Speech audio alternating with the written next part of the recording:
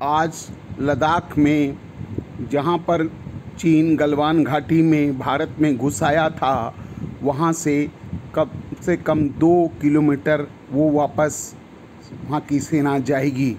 ये बात कल रविवार को हमारे राष्ट्रीय सुरक्षा सलाहकार श्री अजीत डोभाल जी तथा चीन के विदेश मंत्री तथा वहाँ के राष्ट्रीय सुरक्षा सलाहकार श्री वांग यी के बीच में एक वार्ता हुई। उसके बाद में ये निर्णय लिया गया। इस बात पर अभी भारतीय सेना को शक है कि चीन ये वास्तव में करेगा, क्योंकि चीन की नीति ये है कि वह करता कुछ और है और बोलता कुछ और है। तो अभी ये उन सेना को देखना पड़ेगा यूबी और ड्रोन से कि वहाँ पर वो क्षेत्र खाली हुए कि नहीं। और गलवान घाटी में अभी पानी बहुत ज़्यादा बह रहा है, इसलिए उनके टेंट बह सकते हैं, इसलिए कुछ किलोमीटर वापस आना चीन ऐसे भी कर सकता है।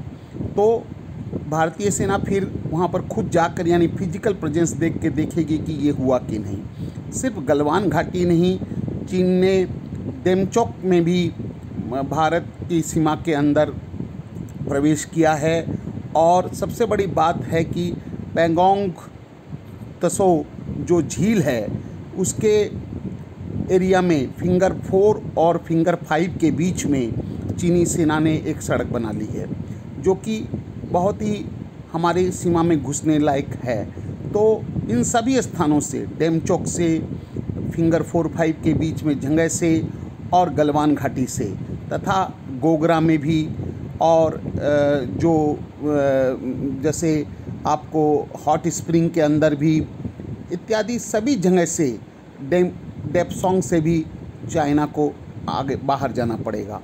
और गलवान घाटी में जहां युद्ध हुआ था, जहां पर हमारे 20 बिहार रेजिमेंट के सैनिक मारे गए थे, पॉइंट 14 पर, पेट्रोलिंग पॉइंट 14 पर तथा पेट्रोलिंग पॉइंट 15 पर, इत्यादि जगह को भी चीनी की सेना को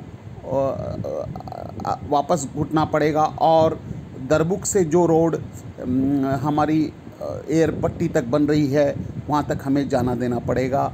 अगर ये चीन वास्तव में करता है तो ये माना जाएगा। और ये चीन इसलिए कर रहा है कि सारे हमारे प्रधानमंत्री जी ने अभी लेह में आके हुंकार भरी, उनके विस्तारवादी नीति पर उनको दबाया और कहा कि ये चल नहीं सकता है और ऐसी शक्तियाँ खुद खत्म हो जाती है। तो हमारे प्रधानमंत्री का सीधा सीधा प्रहार शायद चीन को वापस मुड़ने के लिए कह रहा है, मगर हमें ये देखना पड़ेगा कि चीन इसको वास्तव में करता है या फिर सिर्फ नाटक कर रहा है।